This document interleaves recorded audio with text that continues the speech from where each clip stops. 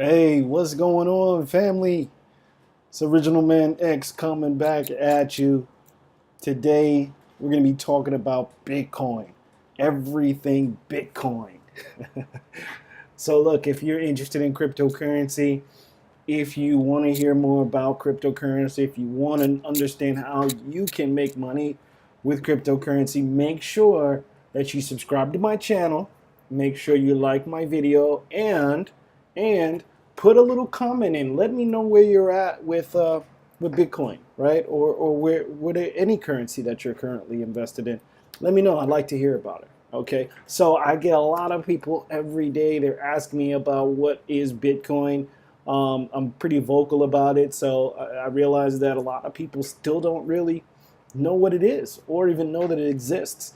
So, I wanted to do a video to kind of show people, what is Bitcoin and really just talk generally about it and try to help people understand it, because I'll be honest, the older generation I find is a little bit more further behind in this type of understanding than the younger generation. And I mean those who are like 55 and older, okay? Like from my mom, for instance. I try to show my mom this stuff and whoosh, just way over her head, right? So, specifically for my older folks, I want to try to help you guys get in on this because to me, this is the biggest opportunity, right, since the internet started, okay?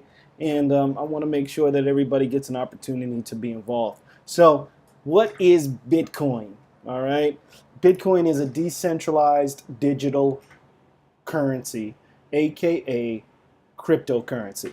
All right, so that's a mouthful. All right, I know that's a mouthful. I know some of y'all are like, what is he talking about? All right, let me break this down for you. A decentralized digital currency, aka cryptocurrency, simply means money, right? Money. No different than the pennies, dimes, and nickels in your pocket. No different than the dollars, the $5, right? Okay.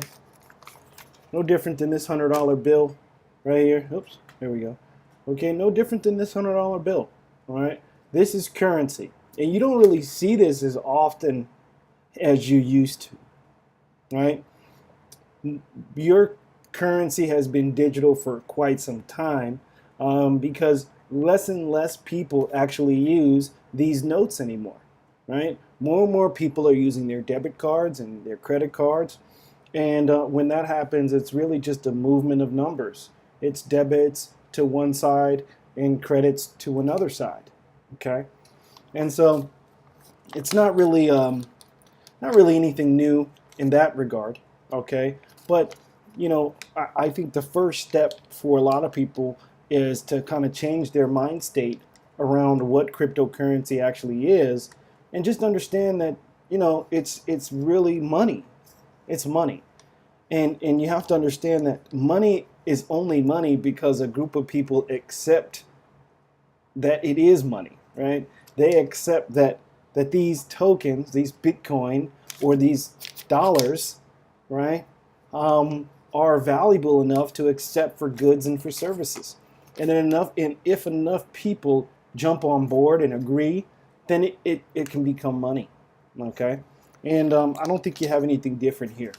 So, that would be my first step, is just kind of change that mind state and just think about it like any other type of currency, like any other form of money, and it really functions the same way. It trades the same way. You store it the same way. Okay, so we'll talk about that stuff. Let's go on. So no banks or third parties. So this is the part that says decentralized. That means that there's no banks or third parties involved, so to speak, in your transaction. Okay, so now, like, let me give you an example. Um, if I want to send money to you, let's say I want to send you $100, okay, typically the fastest way I would say would be to jump online, maybe go to PayPal or like Western Union or something like that, and see if I can send the funds that way. Now, it would probably be a pretty hefty cost, on 100 grand, it might, I mean, on 100 grand, on 100 bucks, it might cost me $20, right, to send that $100. Okay, so that's 20%. It's pretty hefty. You know, and so as a result, you have, you know, these financial institutions that are there for the purpose of transferring money and making that happen, but also getting a large piece of that. Okay, so the whole thing with Bitcoin is to kind of eliminate the need for financial institutions, and it does that in a couple of ways. Now, all the transactions are stored on what's called the blockchain technology.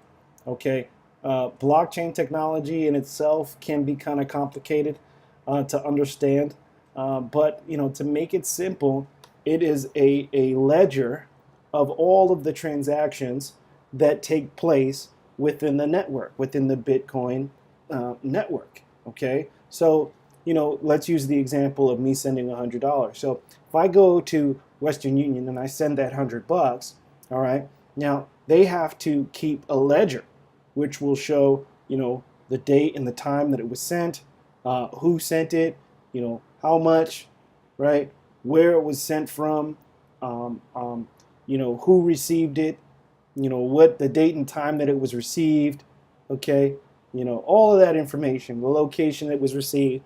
So all of that is handled by the third party, Western Union and these different financial institutions. They handle the ledger, all right? But in the blockchain, okay, that is not necessarily the case.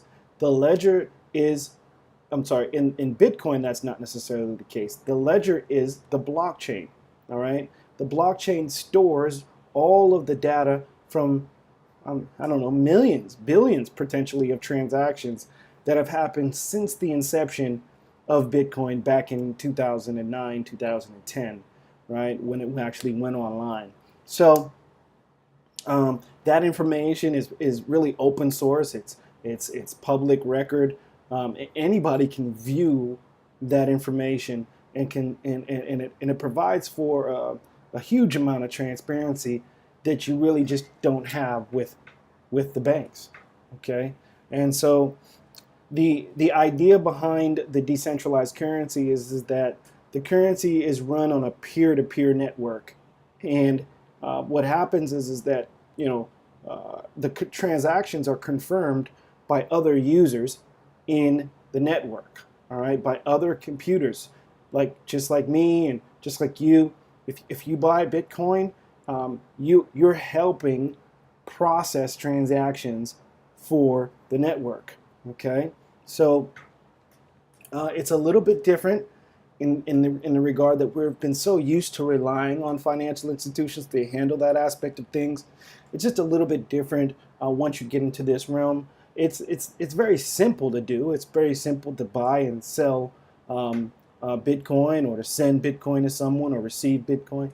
Pretty simple stuff, but the reality of it is if you're not used to it, it may be a little scary at first. All right, so a lot of people ask this question: how is Bitcoin created? Okay, how is Bitcoin created? So, you know, this is interesting because I always, you know, like to use the term by mining your business, right? Bitcoin is created by mining your business, and it's a play on words, but you know, let's look at it like this: with the paper money, okay, a government really decides how that currency is entered into the system. They can restrict the flow of currency. They can enhance the flow of currency, and as a result, they kind of decide how those funds get distributed. Okay, but with Bitcoin, there is no central authority. All right, there is no central government. Okay, so what happens is you have regular people, just like me and you, right? And these people who are also called miners, right? So now you see the play on words: miners, mining. These people are called miners, all right? And they have specially built computers and software that are designed to help process transactions for the network. Okay, and so in return for lending their CPU power or their processing power for their computer, they will receive a reward, and that reward is typically Bitcoin. Okay, so that is how Bitcoin is created, through miners that really dedicate processing power to help process transactions for the community. Okay, now it used to be very, very profitable to mine for Bitcoin back in the day, like in 2010, 11, when the Bitcoin network was relatively unknown. There wasn't a whole lot of transactions going on. You know, it was much more profitable then. Okay, but today, with the millions and millions of transactions that are happening on the network, it takes a lot more computing power in order to process those transactions. So what you'll find today is that you have large mining companies that dedicate, you know, hundreds of computers, and they house these computers in big warehouses, and they mine for Bitcoin that way. Okay, and after paying their electricity bill and their bill to run the system, typically, you know, they'll be in profit. So mining, the industry of mining has changed over the last few years, but it's the closest thing to printing Bitcoin that you can get, is by mining for it. Okay, so more and more Bitcoin is really becoming like more widely accepted. Okay, you have you know, a lot of businesses, both big and small, that are, you know, using Bitcoin. Okay, even countries now are accepting Bitcoin as their form of currency. India, I believe, is a country that by 2020 they plan to be a completely cashless society. Okay, so pretty exciting stuff happening on the forefront of cryptocurrency. All right. So if you're looking to get Bitcoin, at least easily, I put easily in there because, you know, at the end of the day, you could become a miner and mine for Bitcoin, but it's not necessarily easy, right? You have a lot of overhead, and like I said, it's not necessarily profitable either. So if you're looking to just buy Bitcoin like most people are, you can buy it at an online exchange. And what I'll do is I'll leave a link in the description for anybody who wants to use the company that I use in order to buy my Bitcoin. It's pretty easy, pretty simple. Also, you can go to ATMs. There's an ATM almost in every major city in the United States. So you can get Bitcoin directly from an ATM. Or you can buy your Bitcoin from someone locally. There's websites online that exist that are kind of like Craigslist for Bitcoins, and you can meet somebody personally and transfer your Bitcoin that way. Okay. One thing you want to make sure that you have is a wallet, a Bitcoin wallet. Before you buy Bitcoin, you actually, you know, you need some place to store it, just like this $100 bill, right? I mean, I have to have a pocket at least, right? Don't necessarily have to have a wallet, but I should have a pocket to put the money in, you know? And so it's the same thing. You need some place to actually store that money. Okay, so I'll leave another link down in the description box for you as well, so you can get a free wallet. You can download one on your phone, and you can use that as your place to send or receive Bitcoins or any other type of alt currencies or altcoins that you're interested in. Okay, so that's it. Just real quick, you know, I wanted to kind of go in. I'm gonna make some more videos about Bitcoin, and if you're interested in cryptocurrency, if you're interested in building wealth through cryptocurrency, then I'm glad you found my channel. I'd love for you to stay tuned and subscribe and like my videos. And you know, if you have anything to comment, make sure you do. I'd love to hear, you know, what you're doing with Bitcoin or what you're doing with any other cryptocurrency. So make sure you comment, and I'd love to hear from you. All right, until next time, guys. I'll see you soon.